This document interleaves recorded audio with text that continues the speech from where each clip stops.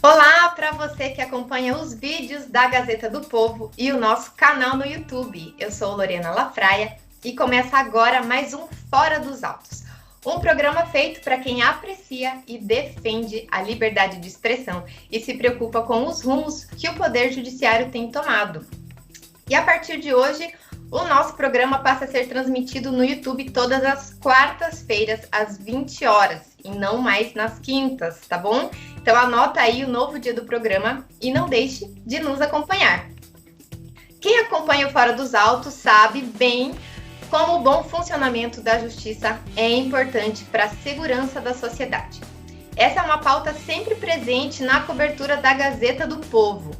Além de manter o Fora dos Autos, o jornal tem colunistas comprometidos com esse tema, como Deltan Dallagnol, Tameia Dallagnol e Sérgio Moro, Danelon e Sérgio Moro. Você pode ter certeza de que é uma abordagem única no Brasil, independente porque é mantida pelos assinantes da Gazeta.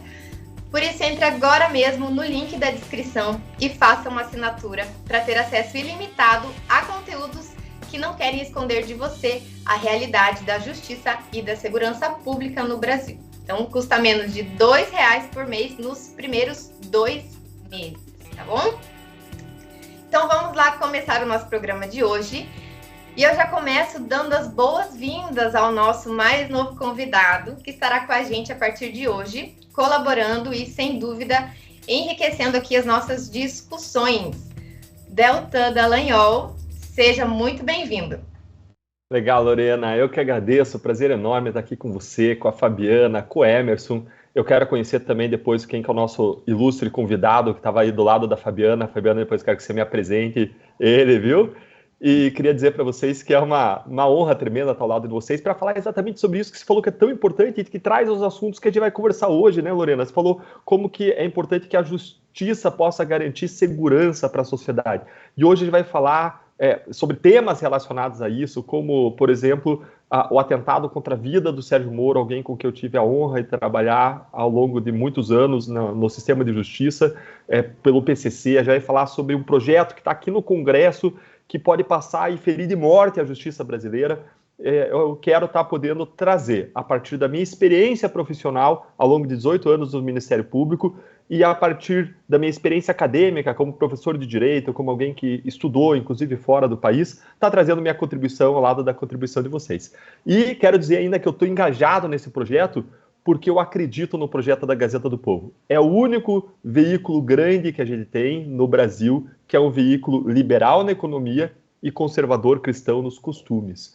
É um veículo em que eu acredito e eu vejo como uma oportunidade de participar. E, pessoal, endosso o que a Lorena disse. Assinem a Gazeta do Povo. Como ela disse, menos de R$2 aí nos primeiros meses e depois é um valor super módico também. Eu já assino há anos e deixo essa recomendação. Vale a pena. Espero te ver lá também no jornal, na nossa coluna, nos comentários. Vai ser um prazer ter vocês conosco. Legal, obrigada, Deltan. Bom, e aqui também ao meu lado, virtualmente, para debater, então, decisões judiciais que causam polêmica, estão os nossos já conhecidos convidados, os advogados Fabiana Barroso e Emerson Grigoletti. Muito bem-vindos também. E hoje a gente, então, começa o programa falando sobre a notícia do dia, né? Eu estou aqui com a nossa matéria da Gazeta do Povo aberta, que é a seguinte: o que o Moro fez contra o crime organizado para virar alvo do PCC. Um dos alvos dos atentados planejados pelo primeiro comando da capital, PCC, maior organização criminosa do Brasil, dedicado ao narcotráfico e a uma série de outros crimes violentos, o senador Sérgio Moro é um antigo desafeto do crime organizado.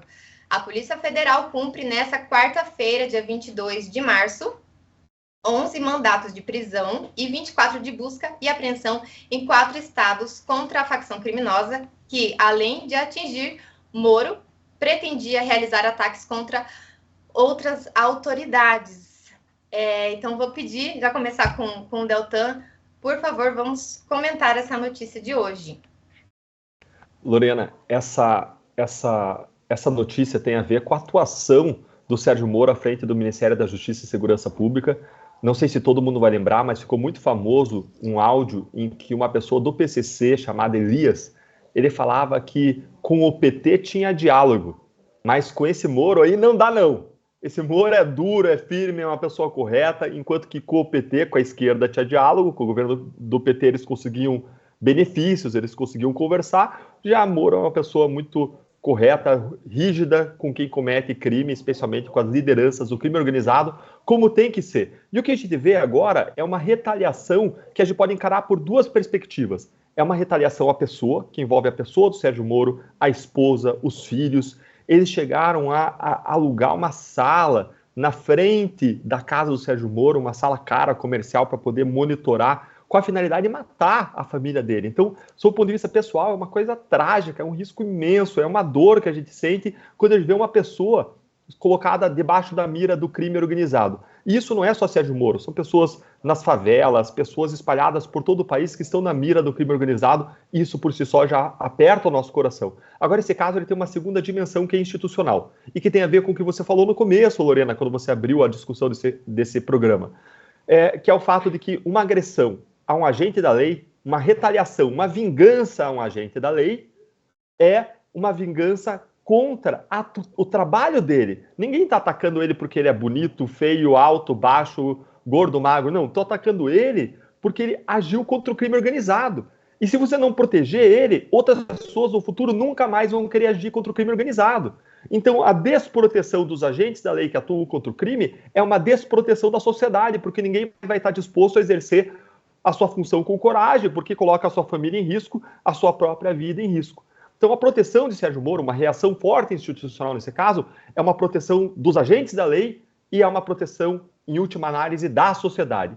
E o que a gente vê é que criminosos retaliam, se vingam, cada um com suas próprias armas. E nós tivemos ontem a fala do presidente Lula, em que ele disse que queria ferrar Sérgio Moro. E o que a gente vê é que os criminosos retaliam contra os agentes da lei e se vingam, cada um com suas próprias armas. Enquanto os criminosos palacianos se vingam com o poder da caneta, da articulação política, com a punição de Bretas no CNJ, com a punição de Urrage no Conselho Nacional de Justiça, no Conselho Nacional do Ministério Público, com procedimentos do Tribunal de Contas contra Moro e contra mim, um ia ser julgado hoje no Tribunal de Contas, enquanto os criminosos palacianos se vingam com o poder da caneta e da articulação, os criminosos da rua vão usar suas próprias armas, que são pistolas, metralhadoras, fuzis, para tirar a vida.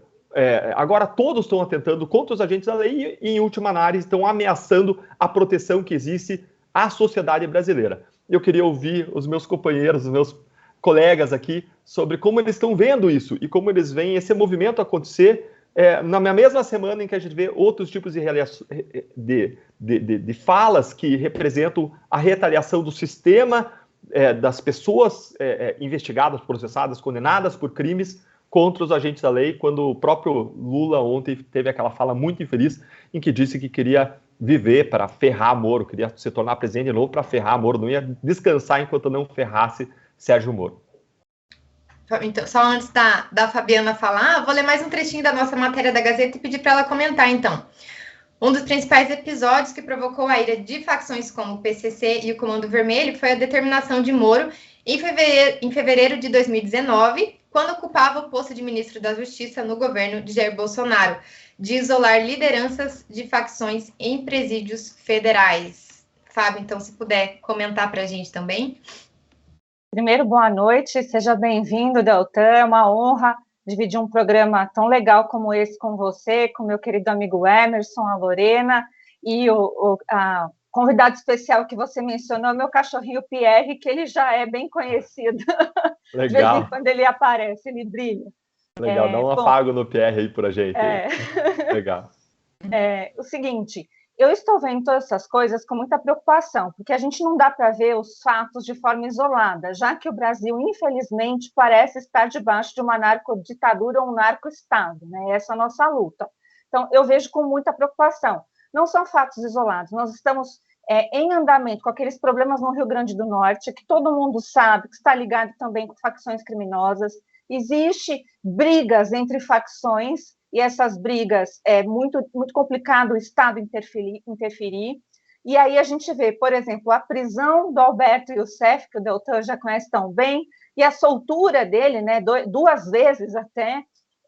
A gente tem algumas decisões complicadas da Justiça, liberando também outros presos da Operação Lava Jato, nós temos aí o Cabral, a gente tem que juntar tudo isso, né? A gente tem a impunidade reinando no Brasil, mais uma vez. Então, nós sonhamos um sonho muito belo quando nós vimos esses poderosos serem presos, né, por um pouco tempo, porque a gente sabe que quase ninguém cumpriu o que deveria, né, pelo passado, né, nem pelo presente, nem pelo futuro, é pelo que fizeram.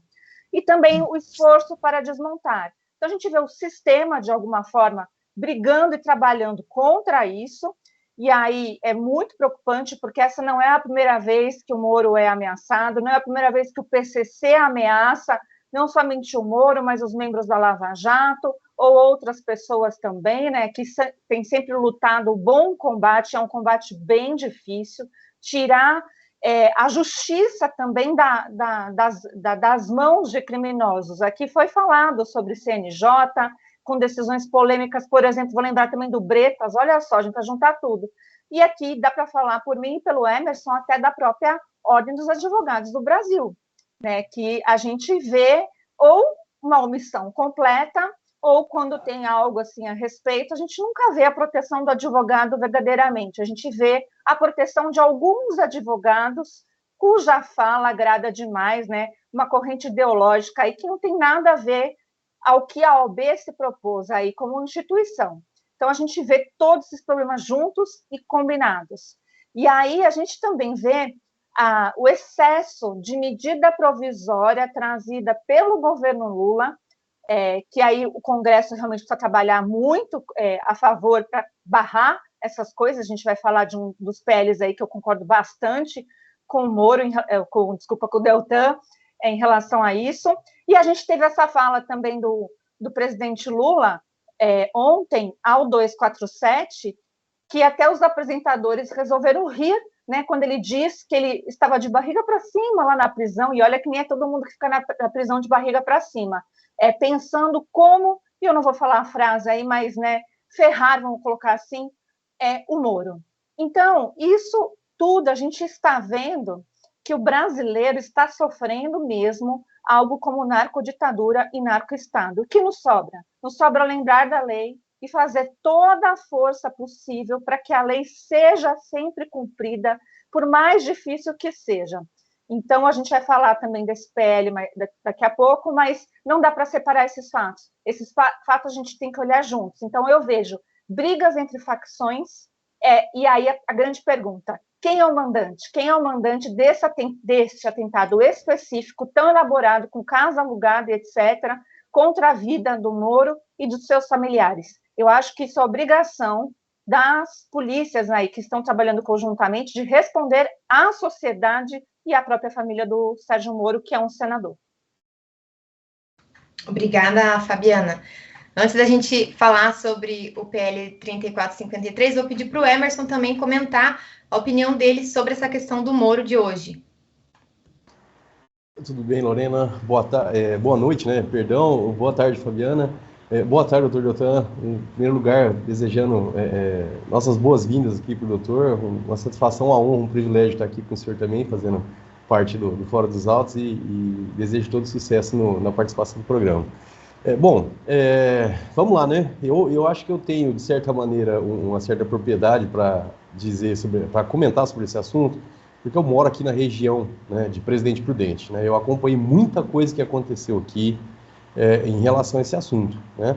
Aqui em Presidente Prudente, alguns anos atrás, nós tivemos o assassinato de um juiz de direito aqui da cidade, né, que era o Dr. Machadinho, uma pessoa muito querida, né, um excelente profissional, um magistrado exímio, sempre atendeu com extrema polidez os advogados, sempre muito solícito, né, e uma pessoa muito justa, uma pessoa muito correta, né, e infelizmente ele acabou sendo assassinado, né, pelo PCC, pela facção criminosa aí. E o impacto disso foi tamanho, né, que depois disso, né, não sei se os advogados mais novos já notaram isso, mas o pessoal mais velho já com certeza já verificou essa situação. Uns anos atrás, pessoal, os fóruns, inclusive, muitas vezes com espaços bem grandes, o advogado podia, inclusive, estacionar dentro do pátio do fórum. Na maioria dos fóruns hoje não pode, né? Houve, inclusive, por questões de segurança, houve uma separação, os advogados não têm mais acesso aos veículos diretamente dentro do fórum, enfim, cercaram ali, não pode estacionar em volta, e isso foi aplicado em todo o estado de São Paulo. Então, nos fóruns aqui do estado de São Paulo, a gente não pode mais ter esse acesso tão próximo, né, com veículos, etc., justamente por força dessa situação absurda que aconteceu, né? O juiz estava saindo do fórum, né, ele foi abordado, foi fechado na parte de trás ali do fórum, né? É uma região relativamente tranquila, né? Prudente, é uma cidade pequena, e ele foi alvejado e assassinado ali, né? Depois se descobriu, acabou se punindo as pessoas, né? E isso vem sendo reiterado aqui na região, né? E agora, infelizmente, com o Dr. Gaquia também, já faz alguns anos, e inclusive é triste ver até a situação que ele passa, né? Para quem não tem ideia do que a gente vê aqui, né? Eu acho que está aumentando, a gente acompanha isso aqui na própria cidade, né? O Dr. Gaquia, todos os lugares que ele vai escoltado com carros à frente e atrás, né? Da polícia.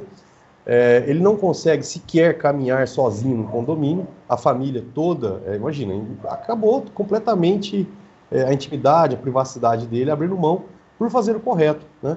E eu fico muito triste de ver agora o ministro Sérgio Moro, né, passando por essa mesma situação. É digno de pessoas corretas, né, que agem dentro da justiça, dentro do seu mister, como ele agiu brilhantemente durante a Lava Jato, enquanto magistrado, se vê passar por isso, né? A gente vê isso. E o que mais assusta, né, Lorena, é a gente ver isso com frequência, né?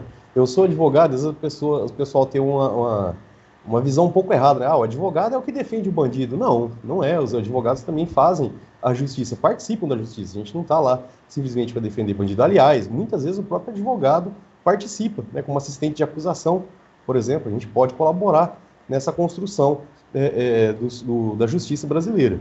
Então, é muito triste a gente ver isso, né? E, enfim, chegar nesse ponto, né, de receber essas ameaças. Temo, inclusive, pela vida, mas eu gostaria de deixar uma dica, talvez, pro ex-ministro Sérgio Moro, dizer que talvez ele poderia fazer uma clonagem, né, do nosso querido Flávio Dino e andar com ele do lado, né? Por quê? Porque o Flávio Dino é o único secretário de Segurança Pública, acho que do planeta, que consegue entrar, né, no começo, ali no início de uma favela, né, que é dominada pelo tráfico. Eu não estou falando que todas as favelas são, mas que conseguiu, inclusive, adentrar tranquilamente no Complexo da Maré, sem qualquer tipo de segurança. Então, talvez não seja nem o caso de investigar o Flávio Dino, mas a gente incentivar a clonagem dele e sair distribuindo, né, vários Flávios Dinos aí para cada comarca, né, e distribuir para os magistrados, para os procuradores, promotores aí que atuam no combate, né, a essas situações terríveis aí que acabam inevitavelmente infringindo, né? Aqui na minha região a gente tem até esse impacto, né? É uma região que acaba sendo muito pobre, que não tem um desenvolvimento muito grande. A cidade é bem tranquila, né? Agora não está tanto, mas o fato é que isso desempenha até um impacto, né? A gente tem mais de 80 presídios aqui na região, né? E a maioria delas dominada aí por facções, né? Então é bem delicada a situação, muita gente fica até com medo de falar, né? A gente fica com receio muitas vezes, mas é triste ver essa situação, e eu deixo aí, inclusive, meu apoio aí, solidariedade ao ex-ministro Sérgio Moro em relação a essa situação, porque é realmente preocupante. Obrigada, Emerson. Bom, vamos seguir então para o nosso segundo tema aqui de hoje, o PL 3453/21, que está sendo votado hoje na Câmara, né? Foi proposto pelo deputado Rubem Júnior, do PT, e esse PL favorece o réu durante o processo de julgamento, né? Esse projeto de lei apareceu ontem na pauta da Câmara e sua tramitação já foi aprovada em regime de urgência. Deltan, pergunto para você, esse projeto de lei foi pensado em 2021, queria pedir para você explicar para a gente, por favor, qual a intenção na época e por que essa pressa agora? Gente, esse projeto é um absurdo, esse projeto fere de morte a justiça brasileira. Esse projeto ele faz duas coisas muito graves. A primeira coisa grave que esse projeto faz é permitir que qualquer juiz do país, Fabiana, Emerson, imagine lá perto do Presidente Prudente, Emerson, Lorena, lá no Acre, Rondônia, Rio de Janeiro, Paraná, qualquer juiz do país. Você pode pegar a menor cidade, um juiz, pode alguém levar informações para ele e dizerem, olha, uma reportagem da Gazeta do Povo sobre superlotação carcerária. O juiz pode pegar aquilo lá e dar um habeas corpus de ofício e mandar soltar todo mundo que está em excesso de pessoas numa prisão. colocando em risco a minha família, os meus filhos, suas famílias, seus filhos. Esse projeto ele permite que qualquer juiz, mesmo sem competência, sem a responsabilidade sobre o caso daquele preso específico, possa dar, constatando uma ilegalidade estatal, um habeas corpus de ofício, ou seja, de vontade própria, sem ser provocado pelo Ministério Público, sem ser provocado pela polícia, sem ser o juiz competente. Gente, em que país que a gente vai viver? É só tragédia, é só tragédia. Então esse projeto proposto por um deputado do PT vai trazer essa realidade da possibilidade de um habeas corpus coletivo. Mas não é só isso, é pior do que isso. Esse projeto ainda ele estabelece que sempre que houver um empate no julgamento, então 2 ministros e 2 ministros, 2 a favor do réu, 2 contra o réu, 2 entendem que a competência da Justiça Eleitoral para um caso de corrupção de Eduardo Cunha, de quem quer que seja, 2 entendem que é da Justiça Eleitoral, 2 entendem que é da Justiça Federal, onde o caso processou, o julgamento vai favorecer o réu. Ou seja, vai pender sempre a favor da anulação, sempre a favor da prescrição, sempre a favor da absolvição, sempre a favor do que for. Mas, Eltan, já não é assim? Não é assim. Hoje o empate favorece o réu só em habeas corpus, mas não em julgamento de embargos de declaração, de recurso extraordinário. Tem N recursos em cada instância da justiça, e você vai estar gerando um desequilíbrio, um desequilíbrio de proporção, de probabilidade de resultado de julgamento, sempre a favor do réu, o que em um julgamento já é injusto, mas numa sequência histórica de julgamentos, de N julgamentos num único caso, em cada instância, o réu tem vários recursos que ele pode oferecer, você gera um desequilíbrio imenso. E vai ser muito difícil você ganhar casos contra réus no Brasil. Agora é pior. A gente está vendo esse projeto entrar em regime de urgência, sem a devida discussão, caindo do céu ou brotando da terra, logo antes de Lula escolher Cristiano Zanin para o Supremo Tribunal Federal.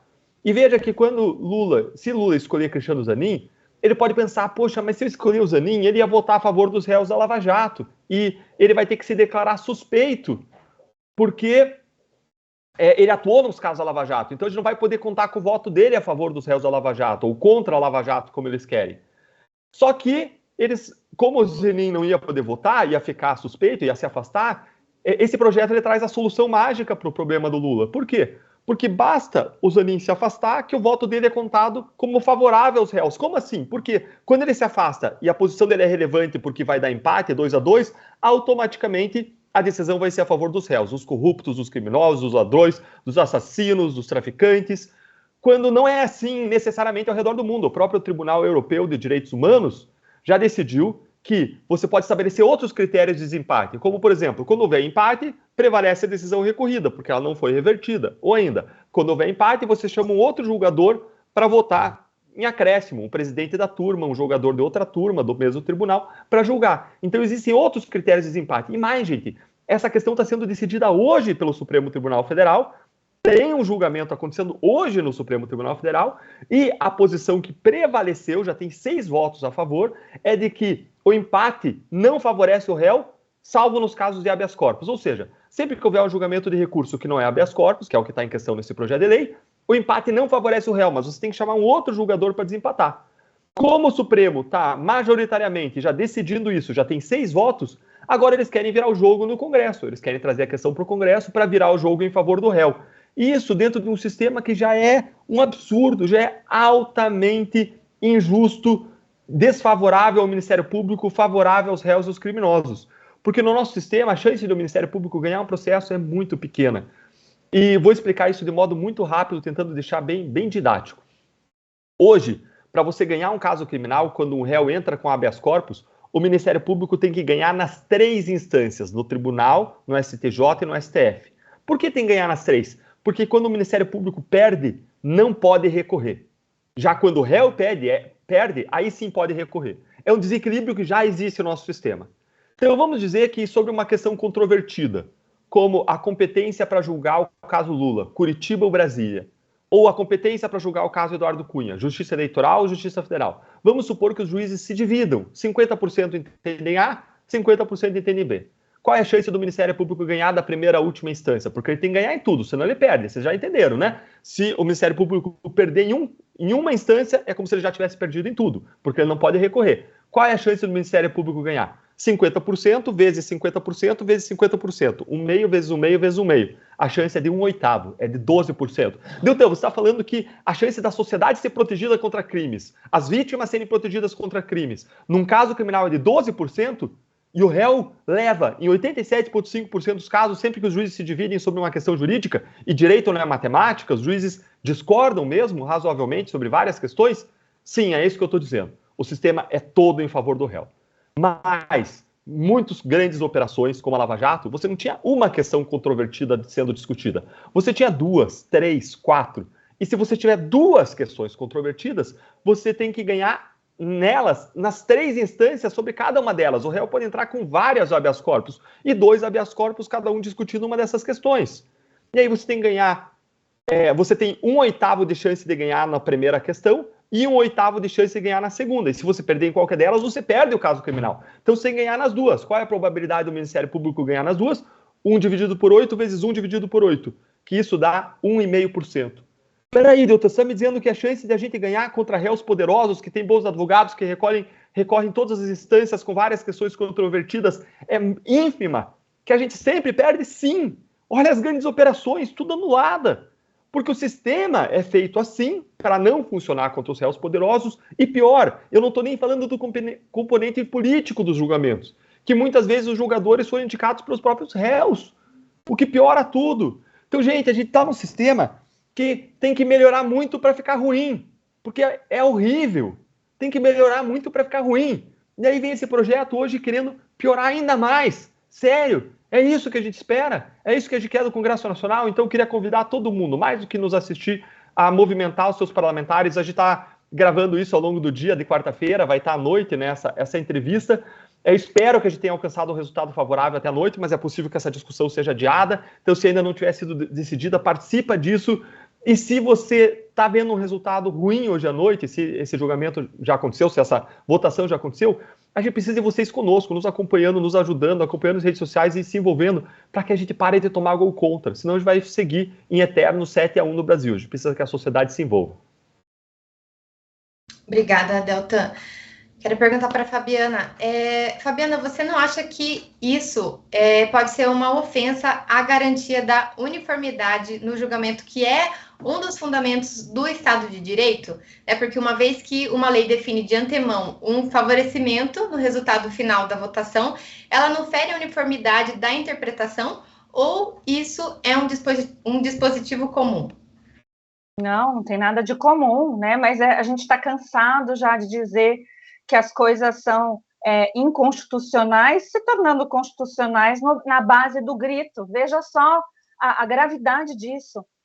O próprio Supremo já está discutindo, aí levam para o Congresso. Quem é que está levando? O PT.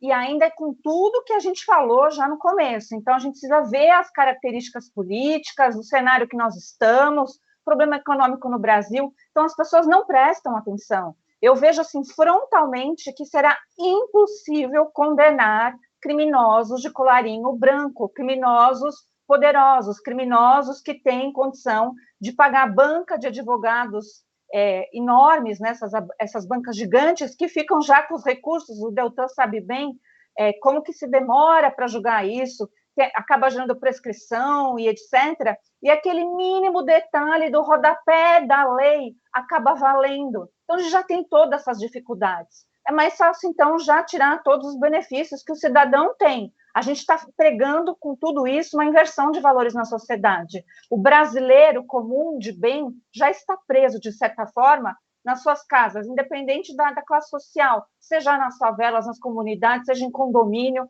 As pessoas de bem que trabalham, né, que dá valor para trabalhar duramente no Brasil, já tem isso, já sofre com isso. E é sempre quando a gente vai discutir isso, alguns juristas, inclusive da esquerda, vêm pontuando e colocando situações de pessoas que estão presas injustamente, aquele pobre, aquele que não tem assistência, mas não é disso que nós estamos falando. Realmente isso tem que ser corrigido, né? Porque nenhum inocente tem que ficar preso. Mas o que a gente está falando é o contrário, é liberar mais favores, mais acesso, mais dificuldade para prender criminosos. E a gente tem que lembrar que o Brasil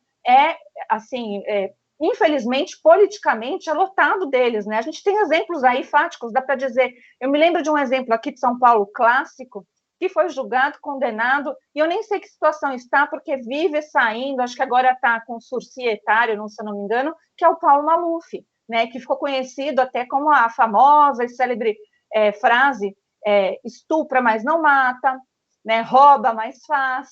E a gente precisa se desvincular desses parâmetros, né? E olha que eu estou falando aqui do Maluf para não citar a esquerda frontalmente. Estou dizendo como isso é problemático e como isso acaba não indo para o debate popular. Então, esse projeto, ao meu ver, está sendo votado, Deltan, na calada da noite. Eu queria só, antes do Emerson falar, aproveitar e fazer uma pergunta. Eu tenho condição de saber isso, mas eu queria só que você enfatizasse o porquê esse projeto de lei ele acaba ajudando os criminosos poderosos de colarinho branco, e não necessariamente aquele que precisa, aquele que realmente nem quase tem acesso à justiça, porque é essa questão, está aí a diferença. Fabiana, você tem toda a razão, e acontece muito em julgamentos dos juízes, dos julgadores nesses tribunais superiores, que têm um perfil mais político, eles escolherem quando que eles vão levar o caso para ser julgado. Então, digamos que eles têm um caso, que eles estão votando a favor da absolvição, da anulação de um processo criminal. Por exemplo, a anulação do processo do Lula. E está nas mãos de um ministro que quer que o Lula seja absolvido, que quer que o caso seja anulado.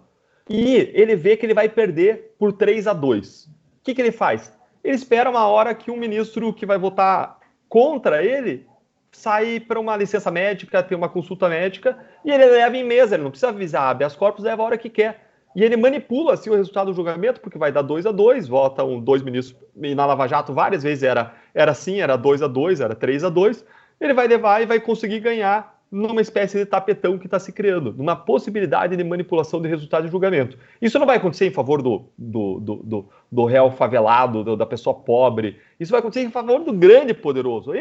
Esse tipo de situação de manipulação vai acontecer nos casos dos réus influentes, o que me traz ainda uma maior preocupação, porque a justiça tem que ser para todo mundo, para pobre e para rico, e tem que ser o mesmo peso, a mesma medida.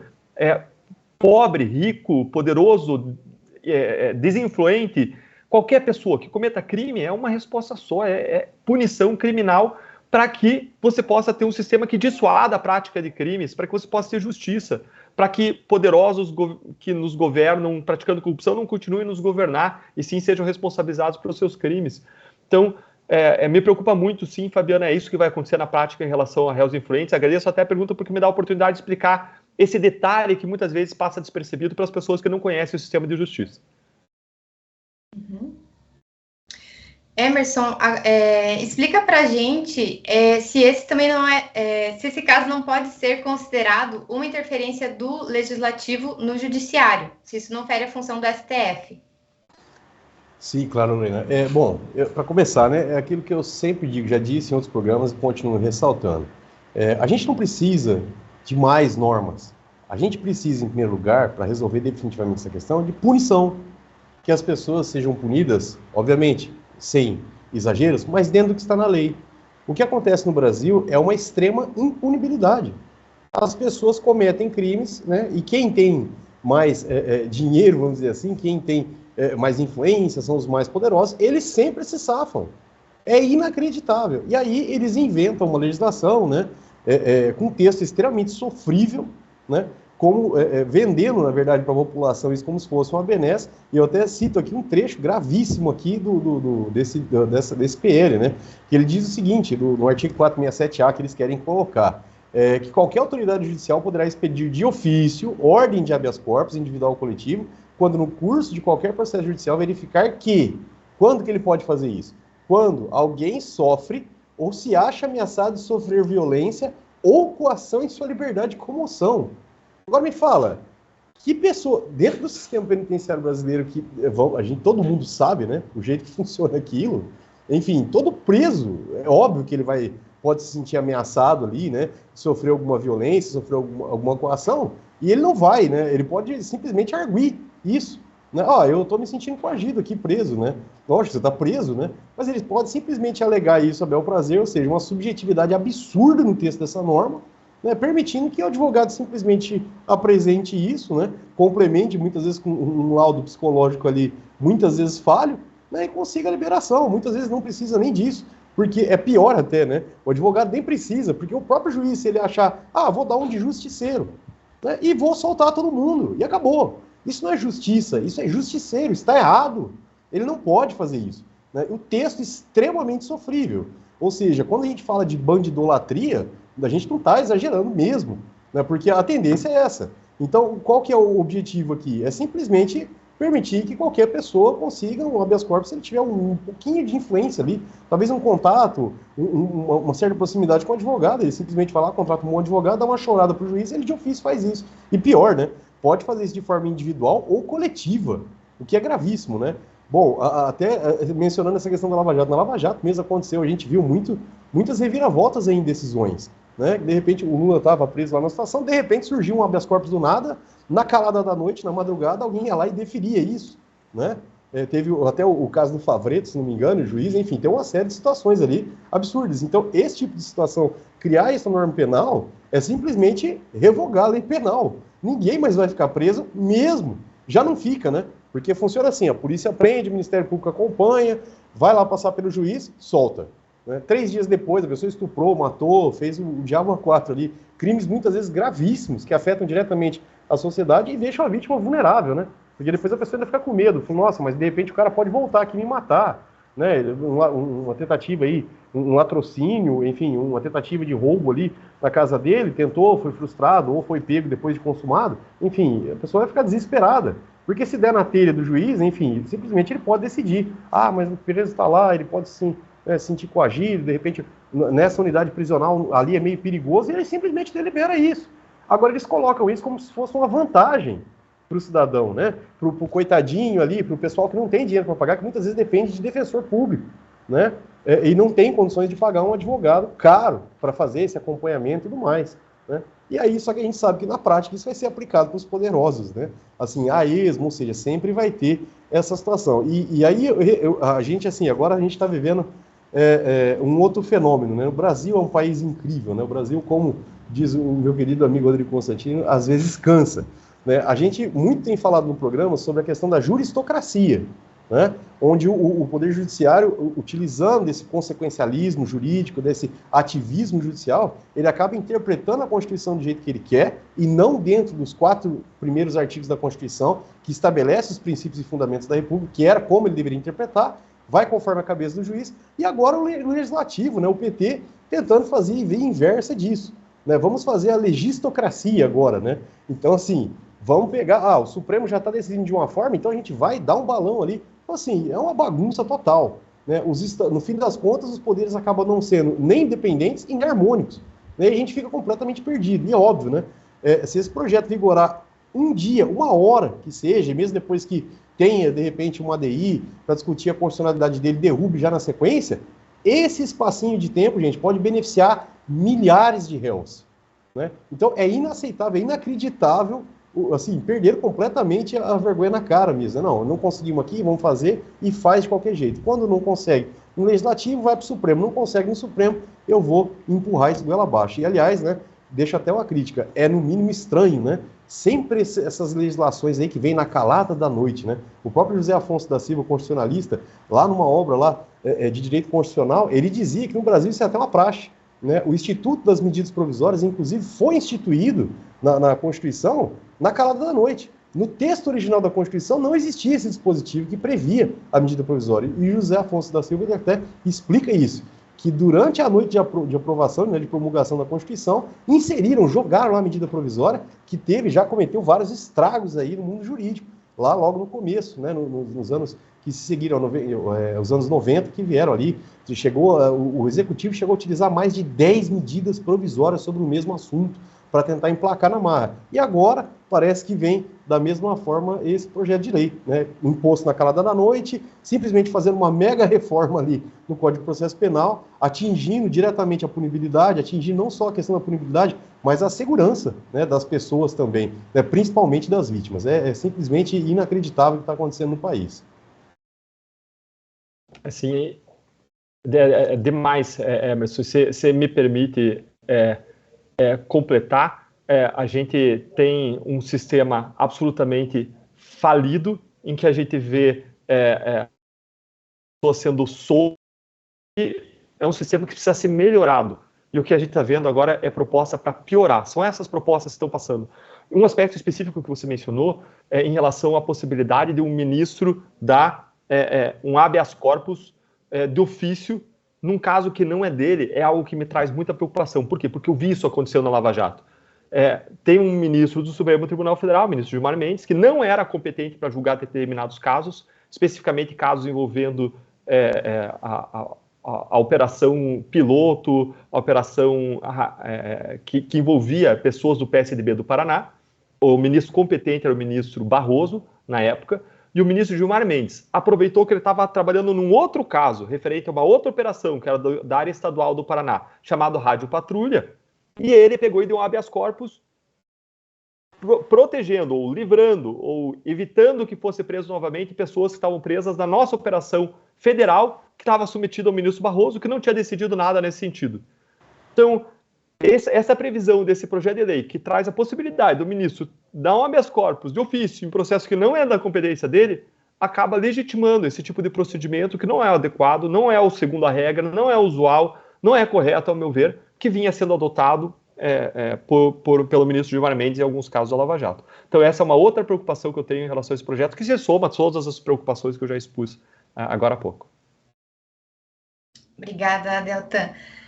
É bom, os assuntos estão bombando hoje. Acho que ainda dá tempo da gente comentar, né? Já estamos encaminhando para o final do programa. Mas para a gente comentar a decisão ainda do ministro Ricardo Lewandowski, que anulou trechos da lei das estatais. Na última quinta-feira, Lewandowski concedeu uma liminar que permite a políticos assumirem cargos de direção de estatais e suspende a quarentena de 3 anos exigida pela lei. Na prática, a mudança favorece o Partido dos Trabalhadores, ao permitir que ele possa indicar nomes de aliados políticos em troca de apoio no Congresso. Deltan, em que função de um ministro do STF está baseada essa decisão do Lewandowski? Legal, Lorena. A decisão do ministro Lewandowski foi tomada numa ação direta de inconstitucionalidade. O que é isso?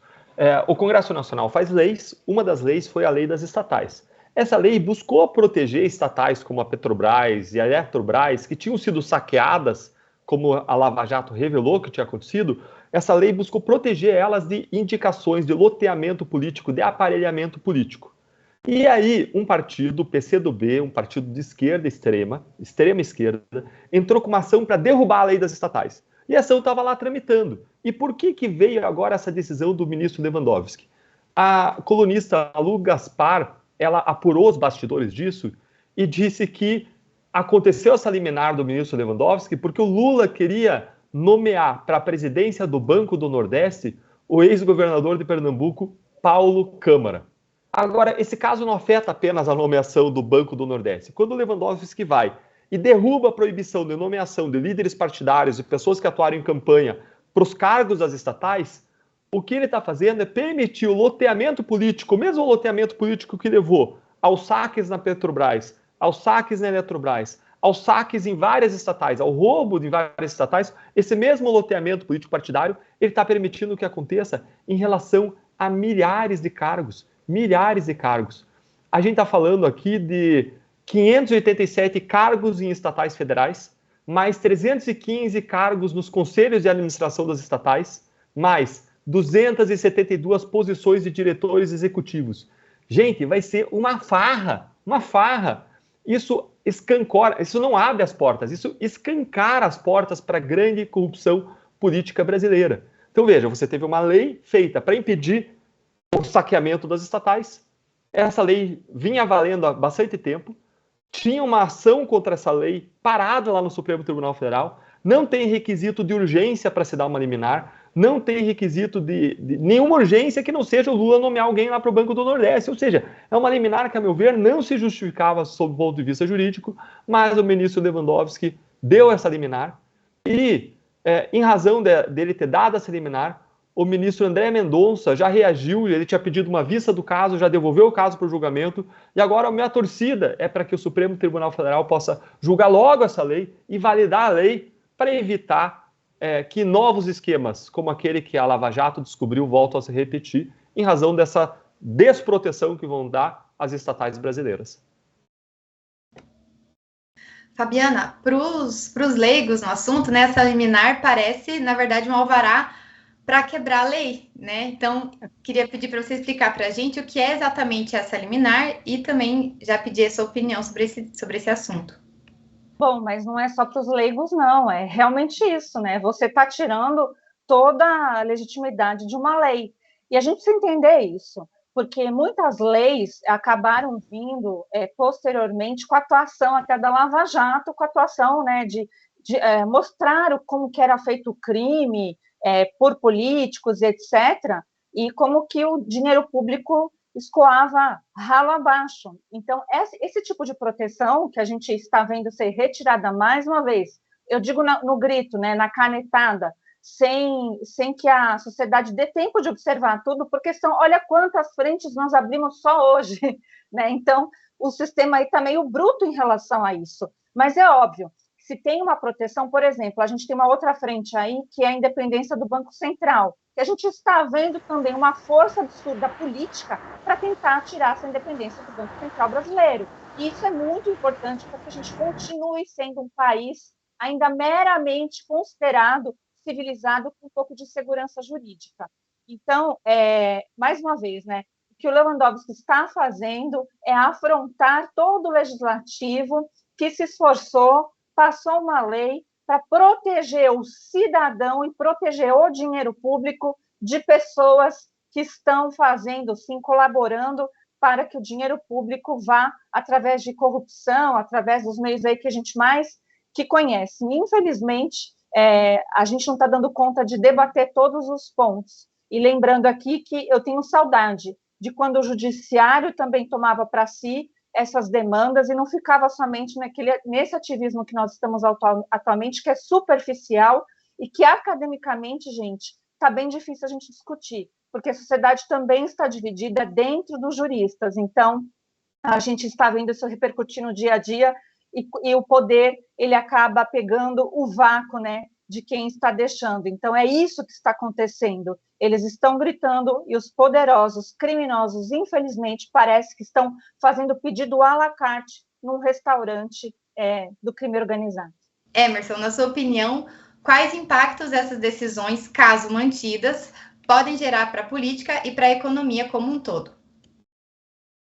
Bom, de forma sintetizada, né? Até para não delongar demais, mas outra situação crítica que a gente tem.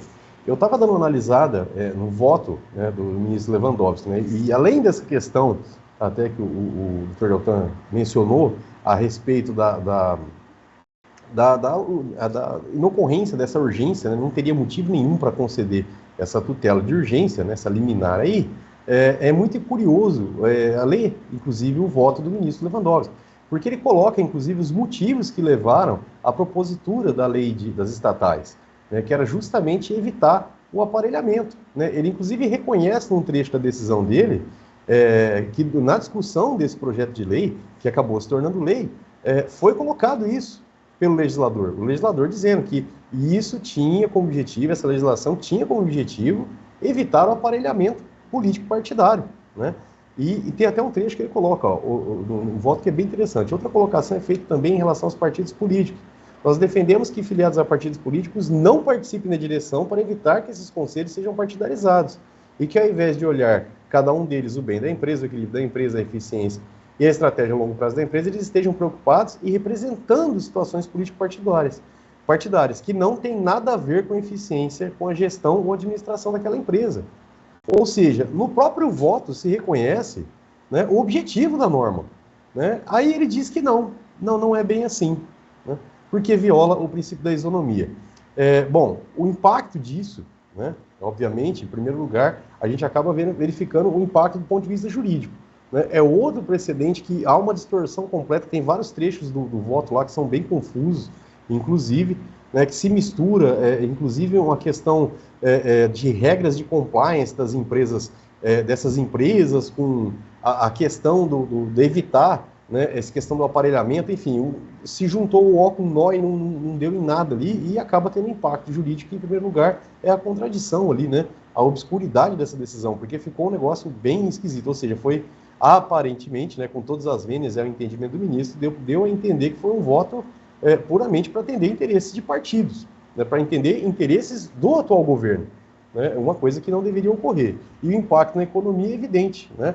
Eu tenho certeza que, havendo a aplicação disso, né, vai se viabilizar, né, como diz o pessoal aí, o ingresso da carreta furacão, né, do pessoal que está aí pendurado desde as eleições, justamente para ingressar nessas empresas públicas, e isso certamente vai ter um impacto aí econômico, né, porque com certeza isso vai refletir em questão de bolsa de valores, porque ao invés de se colocar prioritariamente pessoas técnicas ali que têm capacitação, acaba se colocando isso, né, colocando, enfim, a gente tem várias situações já, né, quanta gente desqualificada que a gente tem nesse governo, né, eles simplesmente colocaram a companheirada ali, né, o pessoal que agradou, que ficou ali, ajudou na campanha eleitoral, e sem muito observar os requisitos técnicos ali. Então é óbvio que isso vai impactar na empresa e vai prejudicar, né, são empresas aí que têm, enfim, influência, inclusive no mercado econômico, no ponto de vista econômico, e vão certamente influenciar negativamente até na imagem exterior, na imagem do Brasil, de que quem manda no Brasil é um determinado pessoal, né, e não a empresa em si, né, que tem o prestígio todo,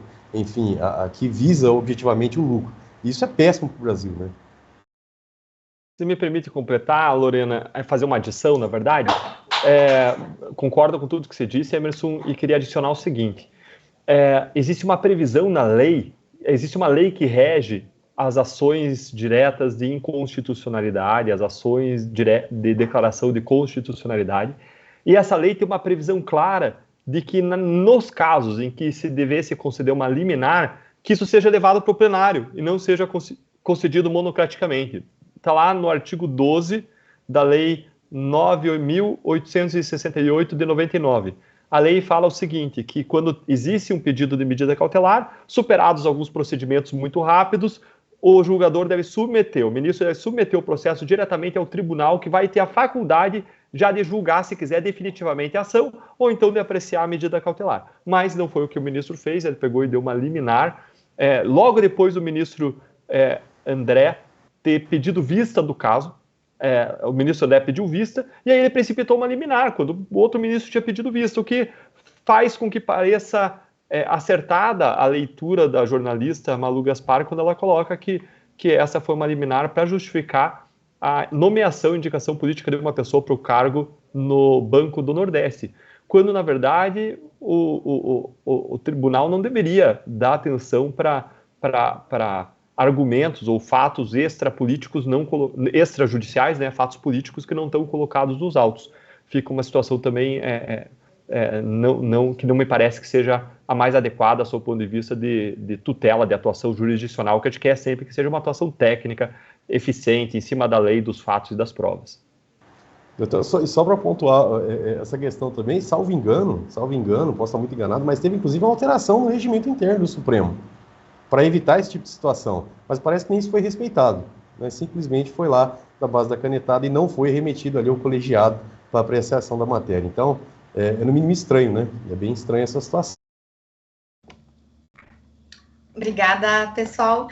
Bom, a minha pergunta agora é para você que está nos acompanhando aqui no nosso programa. Gostou do nosso programa de hoje? Então, assine agora mesmo a Gazeta do Povo para apoiar o Fora dos Autos e ter acesso a todo o conteúdo do melhor jornal do Brasil. Você terá acesso a um time de colunistas com muita coragem. Vamos ver um vídeo que fala mais sobre isso. A moda agora é a censura em nome da democracia. Querem controlar o debate, punindo, desmonetizando, censurando. Mas nós podemos mudar isso, defendendo o que achamos certo. Assinando a Gazeta do Povo, você dá espaço para vozes como Deltan Dallagnol, Marcel Van Hatten, Lacombe, Alexandre Garcia e mais de 40 colunistas. Assine e apoie um conteúdo comprometido com a verdade e a liberdade. Opinião com coragem. Gazeta do Povo. Bom, então é isso. Custa menos de R$ 2 por mês. Clique agora mesmo no link da descrição Assinar é fácil e você cancela quando quiser. Tenho certeza que você vai gostar de acompanhar o noticiário com a Gazeta do Povo. Quero agradecer muitíssimo a participação dos nossos convidados e convidar cada um a fazer suas considerações finais. Deltan, por favor. Pessoal, meu primeiro programa com vocês, obrigado demais, estou honrado, me sinto privilegiado de estar entre vocês para fazer comentários e contente da gente poder fazer esse debate semanal sobre assuntos que acontecem no mundo jurídico ou que se relacionam com a justiça, com a segurança das pessoas. Vai ser uma oportunidade também para a gente estar trazendo informações sobre como as pessoas podem se engajar em debates que estão acontecendo na justiça ou aqui mesmo na nossa casa, no parlamento, como a gente fez hoje em relação ao projeto que está para ser votado, e uma oportunidade para engajamento cívico, para a gente fazer a diferença juntos como cidadãos que querem construir um Brasil melhor. Obrigado Fabiana, Lorena, obrigado Emerson, um grande abraço e endosso para finalizar o que a Lorena disse. Procura aqui o link, assina a Gazeta do Povo, nos segue lá, as nossas colunas e todos nós, e esperamos vocês no próximo programa semana que vem. Grande abraço. Fabiana, por favor. Nós temos esse grande desafio, né, de colocar esses debates de um mundo que, às vezes, muito para os leigos é chato, né, que é o mundo direito, mas a gente não tem jeito, está mais do que colocado no dia a dia, e os brasileiros já debatem essas coisas comumente, né, em qualquer lugar, então eu acho isso uma forma positiva. Vamos lembrar que o programa agora passa toda quarta-feira, então não esqueça de avisar seus amigos e ajude a compartilhar esse conteúdo, gente, para que a gente possa falar para mais e mais pessoas e ampliar esse debate. Também comente aqui nesse vídeo o que você achou do programa, quais as considerações, porque é importante, gente, acaba também fazendo com que esse vídeo seja indicado pela própria plataforma YouTube. Não esqueça de se inscrever, e foi uma grande honra, Deltan, meu querido amigo Emerson, Lorena, até a próxima quarta-feira, e que Deus nos ajude, porque só com Deus mesmo. Emerson, por favor. Pessoal, bom, é um prazer estar aqui mais uma semana com vocês, né? Eu espero que a gente tenha conseguido trazer, eu sei que o assunto, como bem dito pela doutora Fabiana, às vezes acaba sendo um pouquinho maçante, a gente tenta, né, tirar um pouco o juridiquês, trazendo uma linguagem mais popular para o pessoal entender, né, essa dinâmica. Óbvio que tem várias questões técnicas que envolvem, mas a gente tenta trazer de uma forma sintetizada, né, e espero que você esteja gostando do programa. Registrar aqui novamente, né, nossas boas-vindas ao Dr. Deltan, é um prazer, uma honra e um privilégio estar aqui com o doutor, né, a gente mais agora aprendendo sobre um pouco mais, né, devido à sua grande atuação, todo o seu conhecimento, agradecer a doutora Fabiana também, que é uma grande amiga, né, nossa também, e desejar um bom finalzinho de semana aí para vocês. Se Deus quiser, até a próxima semana estamos de volta trazendo mais novidades. E não esqueça, pessoal, se você não clicou, dá o seu like aqui, compartilha e assine a Gazeta do Povo. Tá? Um grande abraço, até semana que vem. Obrigada, Emerson. E obrigada também a você, então, que nos acompanhou até aqui. E até semana que vem, agora nas quartas-feiras. Não vai esquecer. Tchau, tchau.